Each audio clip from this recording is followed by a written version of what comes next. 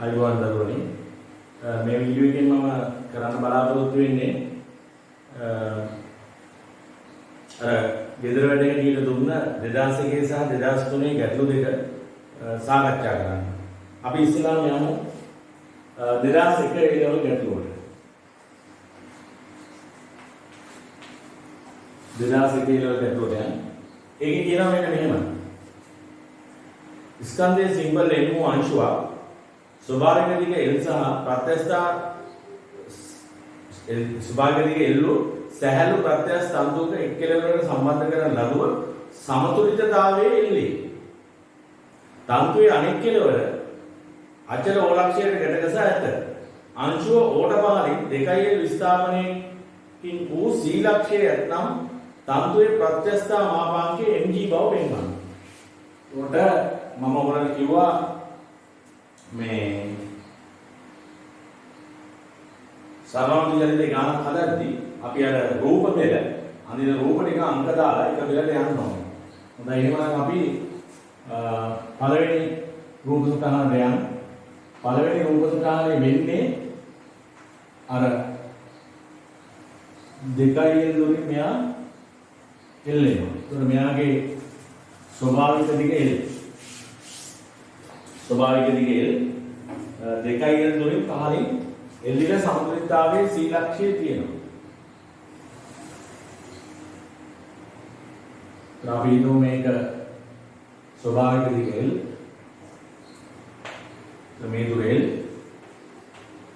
මෙයා පල්ලෙහාට mg ආතතිය අපි ගමු T0 කියලා. මේ පොයින්ට් එක C අපි ගමු මේක A කියලා. ඔන්න ඔය විදිහට අංශුව තියෙනවා.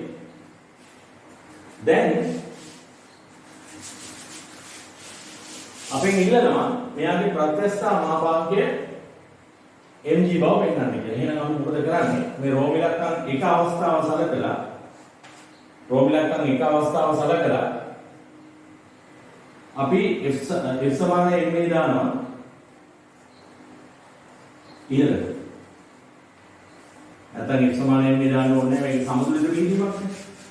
කෙලින්ම T0 සමානයි mg කියලා ගත්තේ. නමුත් අපි දන්නවා මේ T0 වල අගය සමානයි ලැම්ඩා කියන්නේ ප්‍රස්ථස්ථ මාපාංකය x කියන්නේ තන්තුවේ විතතිය. දැන් මේ වෙලාවේ තන්තුවේ විතතිය කියන්නේ සිම්පල් ලේබල්. බෙදීම ස්වභාවික දිග L. දැන් මෙතන T0 වෙනකොට mg ආදේශ කරනවා. එම නිසා මට එනවා mg සමානයි කියලා ලැම්ඩා. ඒ කියන්නේ ලැම්ඩාගේ mg ට සමානයි මේක. ඒක අපිට පැහැදිලි. දැන් අපි යමු ගාන ඉතුරු කොටසට. දැන් අංශුව C සිට වර්ගමූල gl ආරම්භක වේගයෙන් සිරස්ස 15ක ප්‍රක්ෂේපණය කරනු ලැබේ. t කාලයේදී එහි O සිට 15ක විස්ථාපනයේ x වේ. ඔබ දන්නවා මෙතනින් පස්සේ මොකද කරන්නේ මේ අංශුවට වර්ගමූල gl කියලා වේගයක් මේ 15ට දෙනවා. වර්ගමූල gl කියන වේගයක් 15ට දෙනවා. දුන්නාම මෙයා සරලවදියාදී දෙන්න පටන් ගන්නවා. එතකොට අපි කරන්නේ අර සාධාරණ මොහොතක් සලකලා ඒ සරලවදියාදී සාධාරණ මොහොතක් සලකලා ලාක්ෂණික සමීකරණය ගන්නවා. හොඳයි. අපි ඒක රෝම ඉලක්කම් දෙක අවස්ථාව ලෙස ගමු. හරි? ඒක අපි ගමු රෝම ඉලක්කම් දෙක අවස්ථාව කියලා. මෙතනදී ඒගොල්ලෝ අපිට යෝජනා කරනවා දැන් ඔබ දන්නවා සරලානුක්‍රියාවේ ලාක්ෂණික සමීකරණය ගන්න නම් අපි කිසියම් තැනක ඉඳලා විස්ථාපනය මනින්න ඕනේ.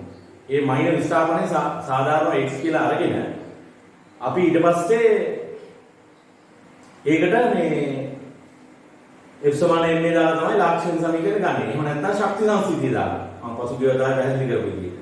හරි? දැන් අපි මොකද කරන්නේ මේකේ අර සමානුක්‍රියාවේ විස්ථාපනයේ මනින ආරම්භක ලක්ෂය ගැටලුවෙන් අපිට යෝජනා කරන තැන ගන්න වෙනවා. නැත්නම් අපිට අභිමත තැන ගන්න වෙනවා. දැන් මෙතන ඒගොල්ලෝ අපිට යෝජනා කරනවා මේ O කියන ලක්ෂයේ ඉඳලා විස්ථාපනය මනින්නේ කියලා. ඉතින් අපි බලමු අංශුව මෙතන තියෙන අවස්ථාවක් සාධාරණව. තාන්ත්‍රයේ ආගතිය T ඔබට වෙනවා මෙතන T නෝට් කියලා ගත්තා. ඒ T නෝට් කියලා ගන්න හේතුව මේක විශේෂ අවස්ථාවක්. ඊළඟට මෙයාගේ බර mg තියෙනවා පල්ලෙහාට. බර mg තියෙනවා පල්ලෙහාට. මේ විස්ථාපනය x.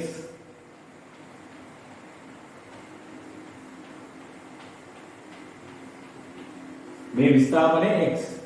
ඒතර ඔබ දන්නවා විස්ථාපනය x නම් අනිවාර්යයෙන්ම මේකේ ත්වරණය පල්ලෙහාට x ඩබල් ඩොට්.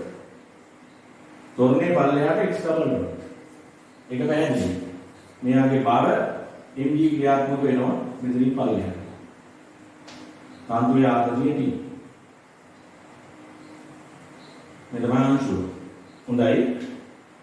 දැන් එහෙනම් අපි මේ රෝම ඉලක්කම් දෙක අවස්ථාව සලකලා f සමානයි මේ පාවිච්චි කරමු.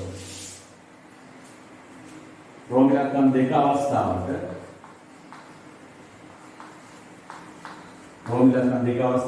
අපි දාමු පල්ලෙහාට f සමානයි mg. දාපුවම පල්ලෙහාට තියෙන බලය ඉන්නේ mg ඍණ t සමානයි යාගේ ස්කන්ධයෙන් ත්වරණය x ඩබල් ඩොට්. දැන් මේ t ට ආදේශ කරන්න ඕනේ. t කියලා කියන්නේ තන්තුවේ මේ වෙලාවේ තියෙන ආතතිය. මේ වෙලාවේ තන්තුවේ තියෙන ආතතිය. එහෙනම් උක්නියමෙන් අපිට එනවා t වලගේ. නමුත් ඔබ දන්නවා t සමානයි ලැම්ඩා. ලැම්ඩා කියන්නේ මේක mg x කියන්නේ විතතිය. මෙතන x - 1 කියලා හිතන්න එපා. සූත්‍රේ නම් x කියන්නේ විතතිය. මම ඔබට කලින් පැහැදිලි කරා යම්කිසි අවස්ථාවක තන්තුවක විතතිය ඕනනම් ඒ මොහොතේ තියෙන තන්තුවේ දිගෙන් ස්වභාවික දිග අඩු කරනවා. මේ මොහොතේ තන්තුවේ දිග x ස්වභාවික දිග l. එහෙනම් මෙතෙන් දෙන්න ඕනේ x ඍණ l කියන රාශිය. බෙදීම l කියන. එහෙමනම් මට එනවා mg ඍණ mg යට l x ඍණ l සමානයි mx double dot. mx double dot. එතකොට මෙතන m කැපිලා යනවා. එතකොට මට එනවා g ඍණ g යට l x ඍණ l සමානයි x ඩබල් ඩොට් කියලා. මම පසුගිය වීඩියෝ වලත් ඔබට පැහැදිලි කරා ලාක්ෂණික සමීකරණය ගන්න නම් අපි හැම වෙලේම ඍණ පදයක් එළියට ගන්නවා. ඒ ගන්නේ කෙසේද? අර x කියන එකේ සම්ගුණකය ධනයක වෙන ලෙස. එහෙනම් ඔබට තේරෙන්න ඕනේ මෙතනින් මම පොදු සාධකය හැටියට ඍණ g යට එළියට ගන්නවා. ඒතර ඍණ g යට ගත්තාම මෙතනින් l එනවා. sorry l නෙමෙයි ඍණ l එනවා. මෙතන ධන x එනවා ඍණ l සමානයි x ඩබල් ඩොට්. එහෙනම් මෙතනින් එනවා x ඩබල් ඩොට් සමානයි ඍණ g යට l x ඍණ 2l කියලා. මම හිතන්නේ මේක තමයි අපිට ගන්න කියලා තියෙන සමීකරණය. x ඍණ 2l මේකේ මේ පැත්තට අදාළම් තියෙන්නේ. ඒ කියන්නේ මේ වදේ මේ පැත්තට අදාළම් තියෙන්නේ. ඒක තමයි බව වෙනන් තියෙන්නේ. පෙන්නවා අංශුවේ සරලමවර්තී චලිතයේ කේන්ද්‍රය සහ කාලාවර්තය හඳුන්වා දෙන්න. දැන් මම නම් ළමයින්ට යෝජනා කරන්නේ ඇත්තටම මේක සරලමවර්තී චලිතයේ ලාක්ෂණික සමීකරණයේ ස්වරූපේ නැහැ. මොකද මෙතන තියෙන x නෙමෙයි x නේ 2යි. ඉතින් මෙවැනි අවස්ථාවක් ආවම මොකද කරන්නේ? මෙන්න මෙතෙන්ට පරිණාමණයක් උදනවා. x නේ 2යි කියන්නේ y කියලා අපි ගන්නවා. වෙනම රාශියකට යනවා. ඒක තමයි කළ යුතු දේ. එතකොට x ඍණ 2l සමානයි y යයි ගනිමු. x ඍණ 2l සමානයි y යයි ගනිමු. එතකොට මෙතෙන් නමුත් ඔබ දන්නවා x ඍණ 2l y කියලා ගත්තාම මෙතෙන්ට y ආදේශ කරනකොට හැබැයි x ඩබල් ඩොට් එකත් ආදේශ කරන්න ඕනේ. ඉතින් මේක කාලය විශ්ින් දෙපාරක් අවකලනය කරොත් ඔබට තේරෙන්න ඕනේ x ඩබල් ඩොට් සමාන වෙනවා y ඩබල් ඩොට්.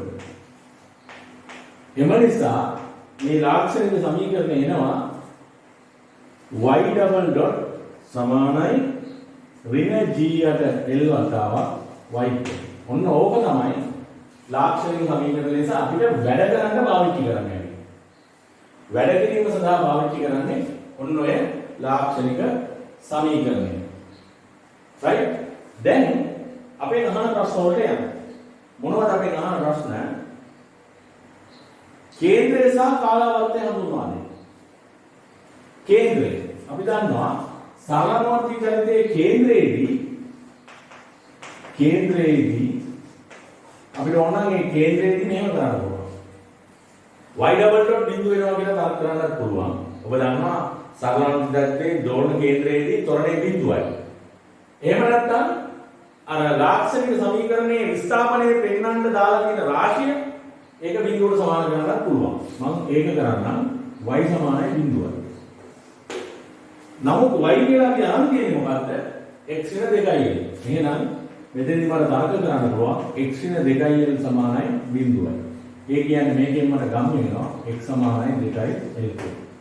ඒ කියන්නේ මේ සරලවර්ති චලිතයේ දෝලන කේන්ද්‍රයේ තියෙන්නේ අපි x මනින්න ඕනේ ඉඳලානේ 2l දුරක් පල්ලෙහායි. 2l දුරක් පල්ලෙහායි කියන්නේ හරියටම c වල. එම නිසා මට කියන්න පුළුවන් දෝලන කේන්ද්‍රය සර්ව සමයි c. ඒ කියන්නේ සර්ව සමයනේ සමපාතයි c. අර c කියන ලක්ෂ්‍යය තමයි තියෙන්නේ. ඊළඟට මේ සරලවර්ති චලිතයේ කාලාවර්තය.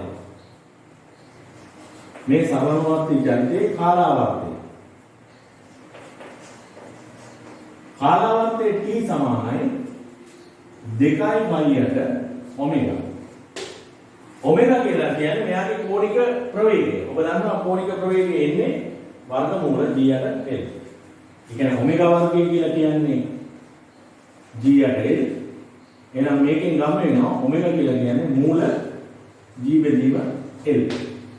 එම නිසා t සමානයි 2π/යට ඔමෙගා. ඒ කියන්නේ 2π වතාවක් මූල l යට g. මූල l යට g. එතකොට මේ ගැටලුවේ අහන සියලුම කරුණු මම හිතන්නේ අපි ආගම එක කාරණයක් අහනවා x උපරිමාකය සහ අවමාකය ලබා ගන්න කියලා. x උපරිමාකය සහ අවමාකය ලබා ගන්න කියලා අපි කියනවා. ඒ කියන්නේ මෙයාගේ උපරිමාකය සහ අවමාකය. ඔබ දන්නවා මේ කාන්තුවට උපරිම දෙකේ ඉන්නේ කොයි වෙලාවද? මේ කාන්තුව මෙහෙම ඇදිලා ගිහලා එක්තරා මොහොතක මේ අංශයේ වේගය බිඳු වෙන අවස්ථාවක් එනවා. අන්නේ වෙලාවේ තමයි කාන්තුවේ උපරිම වේගය එන්නේ. එතකොට මේ අංශයේ වේගය බිඳු වෙන්නේ කොහෙද? විස්තරයක කෙලවරදී තමයි අංශයේ වේගය ශූන්‍ය වෙන්නේ. එහෙමනම් අපි දැන් මේ සරලවර්ති චලිතයේ විස්තරය හොයාගෙන ඉන්න වෙනවා. අපි බලමු මේ සරලවර්ති චලිතයේ විස්තරය කොහොමද හොයාගන්නේ කියලා. මම ඔබට තියලා උගන්වන්න කියලා දුන්නා. සරලවර්ති චලිතයේ විස්තරය හොයන ක්‍රම දෙකක් තියෙනවා. එකක් දෝලන කේන්ද්‍රය දන්නා විටක සරලවර්ති චලිතයේදී අංශයේ වේගය ශූන්‍ය වෙන තරම් දන්නවනම් මම කියන දේ උඩට උඩ ගන්න දෝලන කේන්ද්‍රයේ පිහිටීම දන්නා විටදී සරලවර්ති චලිතයේ සාමාන්‍ය චලිතය නෙවෙයි සරලවර්ති චලිතයේ අංශයේ වේගය ශූන්‍ය වෙන තරම් දන්නවනම් ඒ දෙක අතර දුර තමයි විස්තරය එන්නේ. එහෙමත් නැත්නම් අපිට සිද්ධ වෙනවා අංශයේ වේගය දන්නා තැනකට වේගය සහ විස්ථාපනයට අදාළ සමීකරණය යොදන්න. ඉතින් මෙතනදී අංශයේ වේගය ශූන්‍ය වෙන තරම් අපි දන්නේ නැහැ. දෝලන කේන්ද්‍රය නම් දන්නවා c කියලා. අංශයේ වේගය ශූන්‍ය වෙන තරම් ගන්නවනම් c වල ඉඳලා එතෙන්ට තියෙන දුර තමයි විස්තරය වෙන්නේ. හැබැයි අපි දන්නවා මෙතනදී මේ අංශුවට හරියටම අර c වලදී වර්ගමූල gl වේගයක් පල්ලෙහාට දුන්නා. මූල gl කියලා වේගයක් පහළට දුන්නා. මෙන්න මෙතන. ඒ ඉඳන් මෙයා සරලවර්ති චලිතේ පටන් ගත්තේ. වර්ගමූල gl කියලා වේගයක් මෙතන පල්ලෙහාට දුන්නා. එහෙනම් අපි අර වේග සමීකරණය දාමු c වලදී. එතකොට ඔබට මම කියලා දුන්නා අපි ලාක්ෂණික සමීකරණයට ආදේශයක් පාවිච්චි කරලා යා වෙනස් කරොත් දැන් අපි වෙනස් කරලා දිනන අපිට පේනවනේ y වලින් තියෙන්නේ මේකේ දුර මැල්ල තියෙන x වලින් අපි ආදේශයක් පාවිච්චි කරලා වෙනස් කරොත් එතනින් පස්සේ වේග විස්ථාපන කාල ඒ සමීකරණ හැම එකම මේ y සහ y ඩොට් සහ y ඩබල් ඩොට් වලින් ලියනවා. x වලින් ලියන්නේ නැහැ. එහෙනම් අපි ලියනවා CED මොනවද අපිට තියෙන data y dot වේගය කියන්නේ y dot සමානයි මූල g. මූල g කියන්නේ වේගයනේ ඒක y dot. එතෙන්දී x වලගේ කීයද? c වලදී x වලගේ 2කට සමානයි. එම නිසා y සමානයි y කියලා කියන්නේ x වෙන 2යි එහෙනම් බිඳුවයි. right අපි දානවා අර සමීකරණය y dot වර්ගය සමානයි ඔමෙගා වර්ගය විස්තරයේ වර්ගය අනු කිරීම විස්තරයේ වර්ගය. right ඔය සමීකරණය අපි දානවා. දානකොට y dot වර්ගය කියලා කියන්නේ මූල g නෙමෙයි වර්ගුණාම g වෙනවා. ඔමෙගා වර්ගය එදී මෙදී g යටේ ඔමෙගා වර්ගය කියලා කියන්නේ g යටේ ඒ වර්ගය ඒ කියන්නේ විස්තරයේ වර්ගය ඍණ එතෙන්දී y වර්ගයේ බිඳුවයි වර්ගය g ද g කැපෙනවා. එහෙනම් a වර්ගය සමානයි l වර්ගය කියලා එනවා. a සමානයි l. එම නිසා විස්තරය සමානයි a. දැන් මේකෙන් අපි කොහොමද මේ තන්තුවේ උපරිම දිග ගැන හිතන්නේ? ඔබ හොඳින් හිතන්න. අපි දන්නවා දෝලන කේන්ද්‍රයේ තියෙන c වල කියලා. විස්තරයේ l නම් තවත් l දුරක් දක්වා මෙහා යනවා පල්ලෙහාට. ඒ කියන්නේ අපිට කියන්න පුළුවන් මෙන්න මෙහෙම. මෙන්න මෙහෙම කිව්වේ නේද?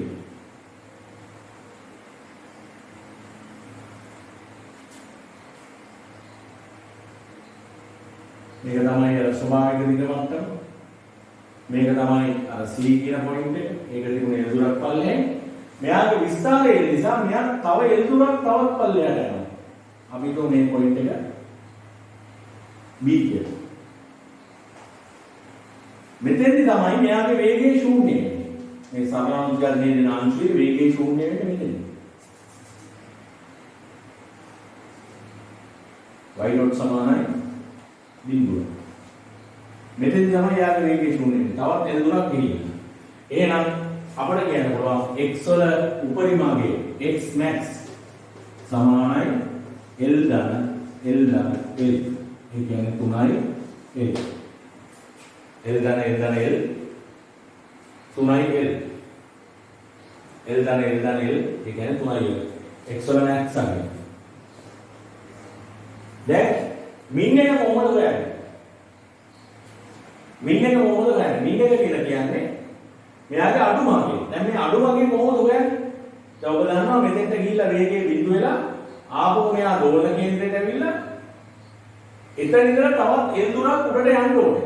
හැබැයි සමහර ගැටලු තියෙනවා. තවත් L දුරක් එයාට උඩට යන්න ඉඩ දෙන්නේ නැහැ. ඊට කලින් බුරුල් වෙනවා තන්තුව. දැන් උදාහරණයක් ඇටියට අපි හිතමු මේ විස්තරය L ට වඩා අඩු වුණා කියන්නේ. L ට වඩා අඩු වුණා නම් මේ වගක් හරියට කියලා නතර වෙන්න බෑ. ඒතකොට L දුරක් යන්න හම්බෙන්නේ නැහැ.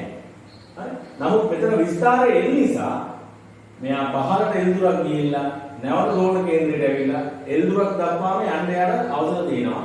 මෙතෙන්ට යනකොට එයාගේ වේගය බිඳු වෙනවා. හරියටම. ඒ කියන්නේ ස්වභාවික දිගට ආපහු අංශු එනකොට එයාගේ වේගය බිඳු වෙනවා.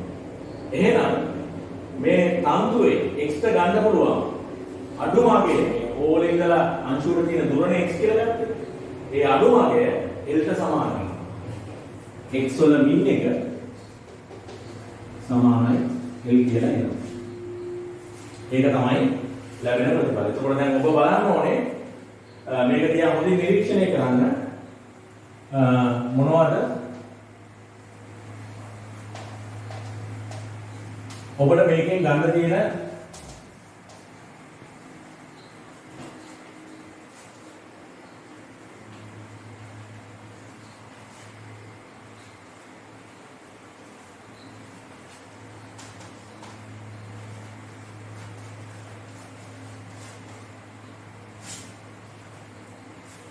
ඔබට මේකෙන් ගන්න තියෙන දේවල් කියලා බලන්න. දැන් ඉස්සල්ලාම මේ තන්තුව එල්ලලා යම් ලක්ෂයක සමතුලිතතාවය තිබුණා. ඊට පස්සේ අපි මොකද කරේ? ඒකට සමතුලිතතාවය සලකලා හුක් නියමයේ දාලා ලැම්ඩා වගේ වාගත්තා. ඊට පස්සේ මේගොල්ලෝ කිව්වා O ඉඳලා x දුරකදී සාධාරණ විස්ථාපනය අරගෙන ලාක්ෂණික සමීකරණය ගන්න කියලා අපි ඒක ගත්තා. ගත්තාම අපිට පෙවුණා ඒක සාමාන්‍ය සම්මතාකාරයක් නෑ. ඒ නිසා අපි ආදේශයකට ගියා. ඊට පස්සේ මෙතෙන්දි වැදගත්ම දෙයක් අපි මොනවා දෝලන කේන්ද්‍රය. ඉතින් දෝලන කේන්ද්‍රයේදී අපි දන්නවා එක්ක y ඩබල් ඩොට් බිඳුව එක්ක y බිඳුවයි. මම y බිඳුව කරලා ප්‍රතිඵලය ලබා ගත්තා. කාලාවර්තය වුණා. ඊළඟට වැදගත්ම දේ යනවා විස්තාරය. විස්තාරයක් හොයන්න පුළුවන් ක්‍රම දෙකක් මම කිව්වා. පළවෙනි ක්‍රමය දෝලන කේන්ද්‍රයේ පිහිටීම දන්නවා නම් හා සරණ විදල්තේ වේගයේ බිඳුවෙන් තරක් දන්නවා නම් මේ දෙක අතර දුර විස්තාරයට සමානයි. එහෙම නැත්නම් සරලමත් විචාරිතේ වේගයේ දන්නා ගන්න අරගෙන ඒකට අර වේග සම්බන්ධ සූත්‍රය පාවිච්චි කරනවා වෙනවා. ඊළඟ x වල max අගේසා මින්නගේ අපි කරා.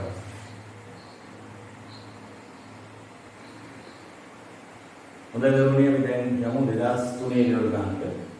ඒ ගානට අදාළ ඕන රූප සටහන් ටික මම මෙතන පෙන්නලා තියෙනවා. මේකේ පළවෙනිම කියන්නේ මුලින්ම කියන්නේ මේ තන්තුවේ උපරිම දිග ශක්ති සංස්ථිතියේ ලබා ගන්න එක. ශක්ති සංස්ථිතිය දාලා තන්තුවේ උපරිම දිග ලබා ගන්න එක. ඒතකොට ඔබ දන්නවා තන්තුවට උපරිම දිග ලැබෙන්නේ අංශයේ වේගය ශූන්‍ය වෙන අවස්ථාවේ.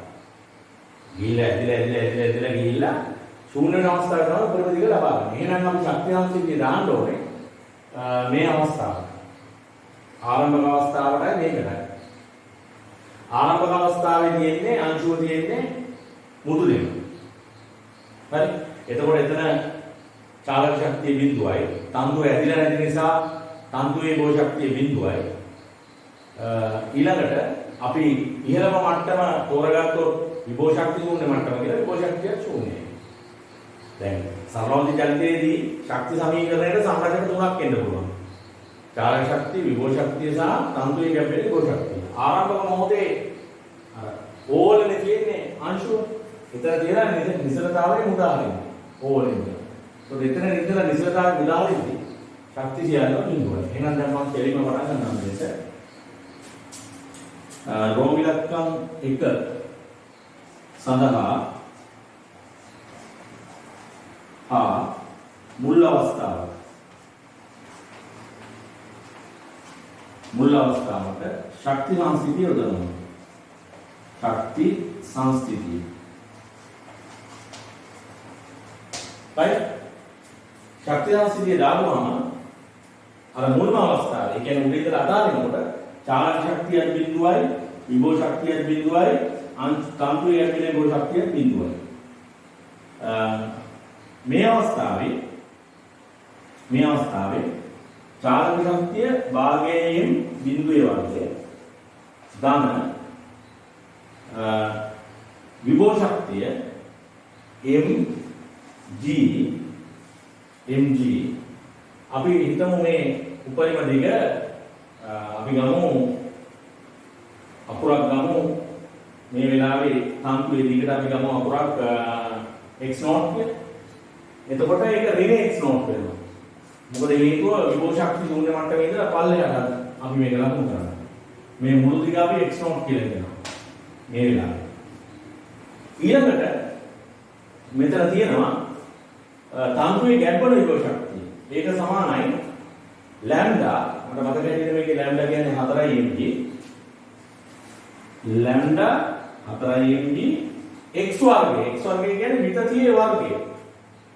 විතතියේ වර්ගය. ඒතකොට මම ඔබට කිව්වා විතතිය කියලා කියන්නේ සෑම විටම වර්තමාන දිගෙන් ස්වභාවික දිග අඩු කරනවා. ඒතකොට මේකේ වර්තමාන දිග x0 නේ. ස්වභාවික දිග l. එතකොට x0 ඍණ l වල වර්ගය බෙදීම දෙවතාවක් ස්වභාවික දිග l. හරි. ඒක තමයි ශක්ති සමීකරණය එන්නේ. දැන් අපි බලමු මේකේ කොහොමද මේක සේරම 0 මෙතන දෙක එනවා. ඒතකොට එනවා මෙතනින් සමීකරණය අපි ගමු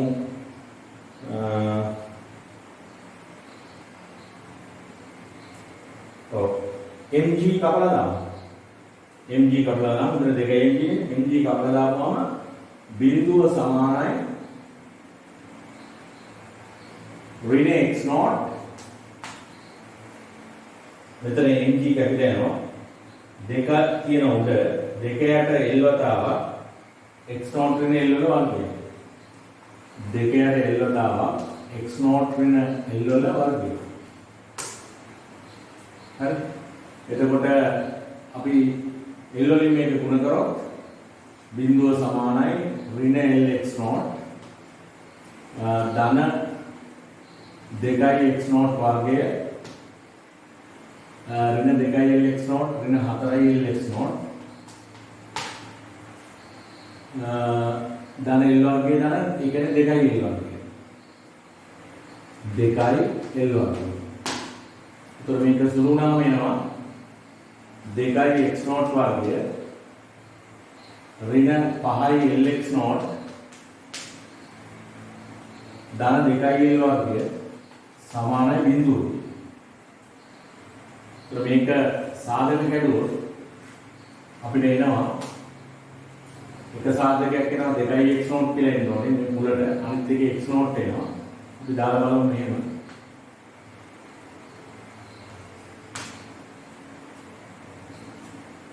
එනවා ඍණ 4 lx naught ඍණ lx naught කියන්නේ 5 lx naught ඊළඟට තව එනවා මෙතනින් ධන 2 l වර්ගය හරි සියල්ලම හරි. උත්තර මෙතනින් මට උත්තර දෙකක් එනවා. එකක් එනවා x naught සමාන l බෙදීම 2යි කියලා. ඕ x naught සමානයි 2යි l කියලා. මේක කොහොමදවත් වෙන්න බෑ. x naught සමාන l බෙදීම 2යි කියන්නේ තන්තුව ඇදිලත් නැහැ. ඒක වෙන්න බෑ. ඒක කෙසේවත් වෙන්නේ නැහැ. එහෙනම් මෙතන විය හැකි දේ තමයි x naught සමාන 2යි l කියන්නේ. ඒ නිසා උපරිම දිග සමානයි 2යි l කියලා අපිට ලැබෙනවා. ඒක හරියි. ඒ පාර්ට් එක ඕකේ. ඊළඟට දෙකයි ලෝපින. ඊළඟ නොමිලක්කම් දෙකේ කොටස කියනවා. තන්තුවේ අන්තමින් ඇති විට p වේගය සොයන්න. ඒතරේ තන්තුවේ අන්තමින් ඇදිලා තියෙනවා කියන්නේ මෙයා උඩ ඉඳලා අර තන්තුව ඇතිලීගෙන වැටිලා ස්වභාවික විදිහට යන්තම් එනකොට. ඒකට එහෙනම් අපි දාමු ක්‍රෝමිලක්කම් දෙක සඳහා අර අංක දුන්නාම හරි ලේසි. අපි පල්ලෙහාට දාමු v වර්ගය සමානයි u වර්ගය ධන 2 as කියන සමීකරණය. તો දාපුවාම එනවා v naught වර්ගය සමානයි u වර්ගය කියන්නේ බිඳුවේ වර්ගය ධන 2 gl. එම නිසා v naught සමානයි මූල 2 gl. තන්තුවේ අන්තමින් ඇති විට අංශයේ වේගය වර්ගමූල 2යි කියලා. දැන් ඔන්න ඔබ සරලනෝදී චලිතයට අංශුව එළඹෙන මොහොතේ සරලනෝදී චලිතයට අංශුව එළඹෙන මොහොතේ සරලනෝදී චලිතයට අංශුව එළඹෙන මොහොතේ සරලනෝදී චලිතයට අංශුව එළඹෙන මොහොතේ එනේ මකන් සරලවර්ගී චලිතයේ අංශය එළවෙන මොහොතේ අපි වේගය දන්නවා. ඒ වේගය තමයි වර්ගමූල 2යි කියලා තියෙන්නේ. හරි? v naught සමානයි වර්ගමූල 2යි කියන එක. එහෙනම් අපි බලමු මෙතන ඉස්සරහට. එම සමීකරණයෙන්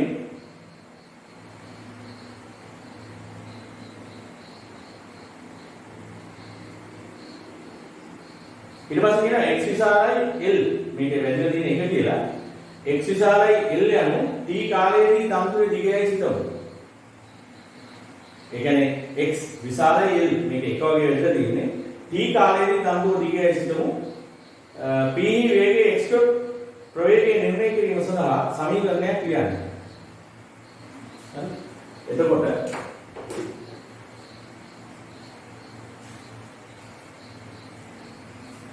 මේ ටික මකනවා.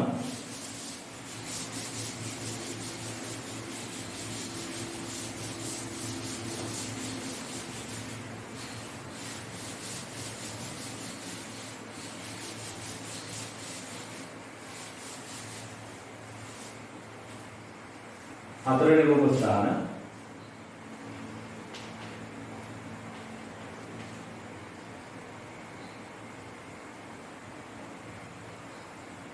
T කාලයේදී තන්තුවේ දිග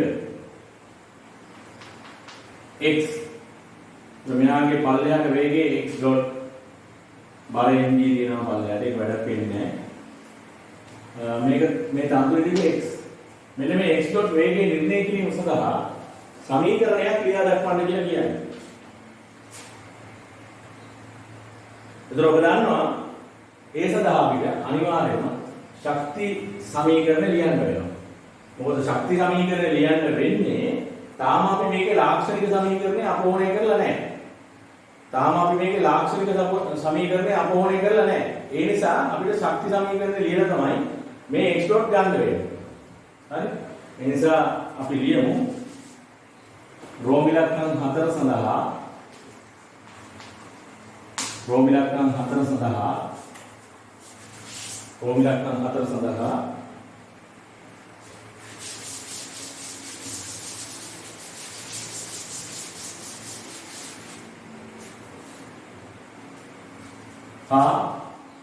මුල් අවස්ථාව සඳහා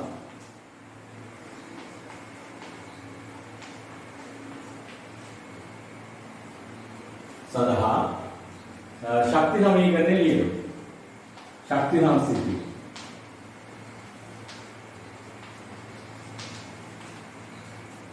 යොදමු. ඒ ශක්ති සංසිද්ධිය යොදද්දී මුල් අවස්ථාවේ ශක්තිය බිඳුවයි ඔබට මතකයි. මේ අවස්ථාවේ භාගයයි m x ඩොට් වර්ගය තමයි චාලක ශක්තිය. ධන mg ඍණ x තමයි විභව ශක්තිය. ඊළඟ තන්තුවේ ගැඹුරු විභව ශක්තිය ලැම්ඩා කියන්නේ 4යි mg. x කියලා කියන්නේ මේ x අකුර නෙමෙයි විතතිය වර්ගය ඕනේ. දැන් විතතිය ගන්න නම් මේ මොහොතේ තන්තුවේ දිගෙන් ස්වභාවික දිග අඩු කරන්න ඕනේ. ඒ කියන්නේ x කියන l වල වර්ගය. බෙදීම 2යි. right? භාගයෙන් අපි කපලා දැම්මොත් බිඳුව සමානයි x ඩොට් වර්ගය ඍණ 2යි gx භාගයෙන් කපලා දැම්මොත් ධන 4යි g යට L x න L වල වර්ගය. හරි? එතකොට මෙතනින් එනවා සමීකරණයක් x ඩොට් වර්ගය සමානයි 2යි tx ධන මේ ඍණ මේ පදේ මේ පැත්තට ගත්තාම 4යි g යට L වතාවක් x න L වල වර්ගය. මේක අපි ඉදිරිපත් කරන්න පුළුවන්. අර වේගයේ සඳහා සමීකරණය ඒගොල්ලෝ අපි ඉල්ලනවානේ p වේගයේ x ඩොට් ප්‍රවේගය නිර්ණය කිරීම සඳහා සමීකරණයක් ලියන්න. එම සමීකරණයේ මේ ආකාරයේ සමීකරණයක් ලැබෙන බව පෙන්වන්න කියලා කියනවා. right? ඒ කියන්නේ මේකෙන් ගන්න කියලා කියනවා ලාක්ෂණික සමීකරණය. මම කලින් වීඩියෝ එකේදී පැහැදිලි කරා. මේක ආයෙ පාරක් t විශේෂයෙන් අවකලනය කරපුවාම අපිට ඒක හම්බෙනවා. t විශේෂයෙන් අවකලනය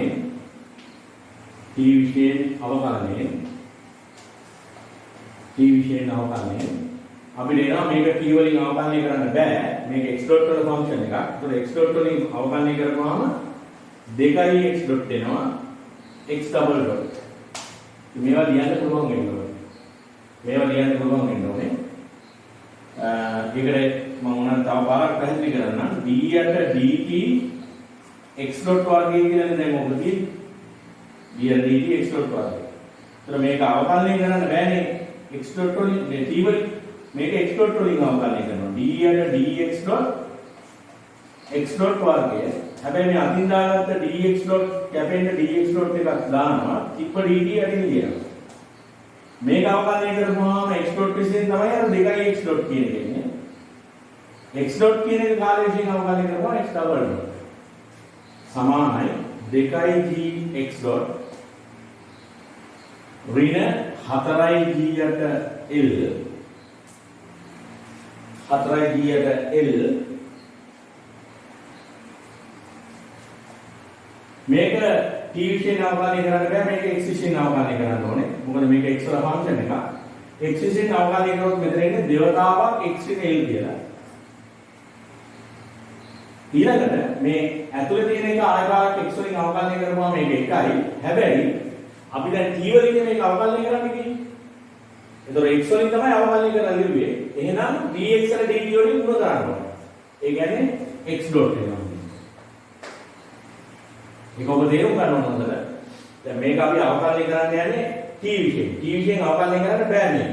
x වලින් අවකලනය කරනවා දෙවතාවක් x ඍණ l වෙනවා. වතාවක් එක කියලා දෙනවා මේ ඇතුලේ අවකලනය. ඒක මම ලිව්වේ නෑ. හැබැයි අර අපි මෙයා x විශේෂයෙන් අවකලනය කරන්න නම් dx කියලා එකක් යටට දාන්න ඕනේ. ඒක කැපෙන්න dx එකක් උඩට දානවා. තිබ්බ dt යටින් ලිව්වාම dx අර dt. ඒක තමයි x ඩොට් වෙන්නේ. එතකොට ඔබට පේනවා මේකේ 2x ඩොට් 2x ඩොට් කැපිලා යනවා. එහෙනම් මෙතනින් එනවා x ඩබල් ඩොට් සමානයි g ඍණ 4g යට l 2x ඩොට් කවලා කියන්නේ x ඍණ l. හරි? අපි බලමු මේකේ මොකද්ද ඒගොල්ලෝ අපිට ගන්න කියන්නේ කියලා මේ ආදේශයකුත් දීලා තියෙන්නේ. ඒක තව ගොඩක් ඉස්සරහට යන්න වෙනවා. එහෙනම් 4යි කීයද අපි ගන්නවා පොදු සාධකයක් ඇටියට එළියට. ඒතකොට මට එනවා x ඩබල් ඩොට් සමානයි මම ගන්නවා ඍණ 4යි කීයද l. ඍණ 4යි කීයද l ගත්තාම මට එනවා x ඍණ l. l යට 4. ඍණ l යට 4. ඒතකොට මෙතනින් එනවා x ඩබල් ඩොට් සමානයි කියලා ඍණ 4යි කීයද l x ඍණ 5යි l යට 4. x ඍණ 5යි l යට 4. එතකොට මේකේ y සමානයි x ඍණ 5යි l යට 4 ආදේශය පාවිච්චි කරොත් ඔය ප්‍රතිඵලය ලැබෙනවා. y සමානයි x ඍණ 5යි l යට 4 විට y ඩබල් ඩොට් කියන්නේ x ඩබල් ඩොට් වෙනවා. ඒ නිසා මට ලැබෙනවා y ඩබල් ඩොට් සමානයි ඍණ 4යි b යට l වතාවක් y කියලා. එතකොට මේක මේ පැත්තට අරගෙනයි තියෙන්නේ y ඩබල් ඩොට් සමා ධන 4යි b යට l y සමානයි බිඳුව කියලා. හරි? මෙහි y විශාලයි හෝ සමානයි ඍණ 4න් එක කියලා තියෙනවා.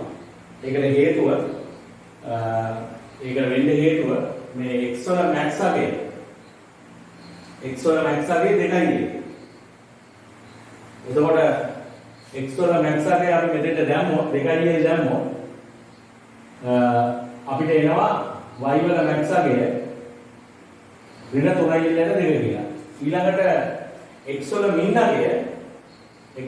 අගේ අපි දන්නවා x වල min අගේ සමානයි l කියලා. මොකද මේ x කියලා කියන්නේ තන්තුව ඇදී විට මයිනස් දුරනේ. එතකොට මෙතෙන් මම l ආදේශ කරොත් මට එනවා ඍණ l යට 4 කියලා. එතකොට ඒ කියන්නේ y වලගේ හැම විටම ඍණ l යට 4ට වඩා විශාලයි හෝ සමානයි.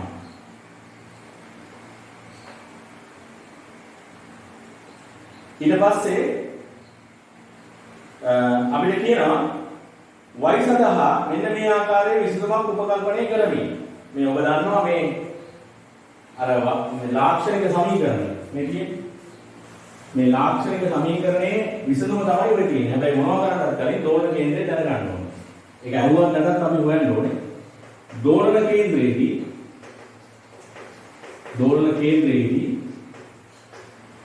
y සමානයි බිඳුවයි. y වලගේ බිඳුවයි. එහෙනම් y කියලා ගත්තේ x න 5යි l යට 4. එහෙමනම් x සමානයි 5යි l යට 4. ඒ කියන්නේ දෝලන කේන්ද්‍රයේ තියෙන්නේ මේ උඩ ඉඳලා 5යි l යට 4ක් දුරින්.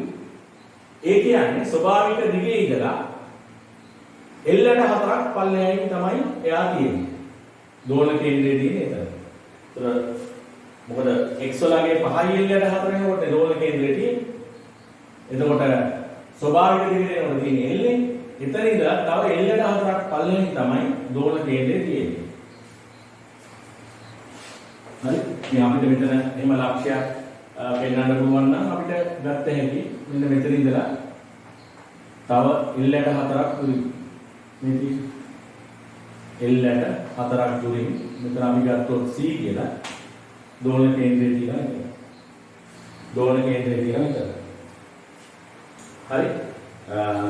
දෝලන කේන්ද්‍රයේදී x = 5 L ට 4. ඒක පැහැදිලි වෙනවා. මෙවැනි ලක්ෂයක එක තියෙනවා කියලා. හරි. ඊට පස්සේ කියනවා මේ අර y සමානයි a cos omega t දන b sin omega t ආකාරයේ විසඳුමක් උපකල්පනය කරගෙන ab omega හොයන්න කියලා. හරි. ඒතර මම ඔයගොල්ලොත් එක්ක තියරි පාඩමේදී මීට කලින් ඕක කතා කරා. මීට කලින් ඕක කතා කරා කොහොමද ඔය ආකාරයේ සමීකරණයක ඔය ab සහ omega හොයන්නේ කියන්නේ. ඇත්තටම omega හොයන එක කතා කරේ නෑ. මම කතා කරේ ab හොයන එක විතරයි. එතකොට ඔය සමීකරණය කියලා කියන්නේ මෙන්න මේ ලාක්ෂණික සමීකරණයේ අවකල සමීකරණයේ විසඳපුවාම ලැබෙන ප්‍රතිඵල. හරි?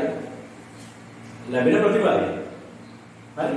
මේ ලාක්ෂණික සමීකරණයේ විසඳපුවාම ලැබෙන ප්‍රතිඵලය. එතකොට දැන් ඕකේ අහන්න පුළුවන් ප්‍රශ්න දෙකයි තියෙන්නේ. A B අහන්න පුළුවන්. එහෙම නැත්නම් A B omega අහන්න පුළුවන්. දැන් මේකේ තුනම අහන්න. එතකොට අපි කරන්නේ ඔය සමීකරණය ලියාගෙන y සමානයි a cos omega t ධන b sin omega t කියන එක ලියා ගන්නවා. මේක අපි ගන්නවා පළවෙනි සමීකරණය කියලා. මේක අපි ගන්නවා පළවෙනි සමීකරණය කියලා. පළවෙනි සමීකරණය. ඊළඟට මෙයා t විශේෂ එකපාරක් අවකලනය කරලා එන එක දෙවෙනි සමීකරණය කියලා ගන්නවා. t විශේෂ අවකලනය.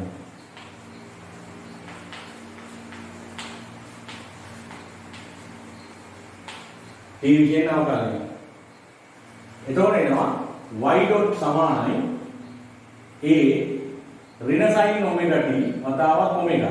එතකොට ඍණ a omega sin omega t. මෙතනින් එනවා b omega cos omega t. මේක ගන්නවා දෙවෙනි සමීකරණය.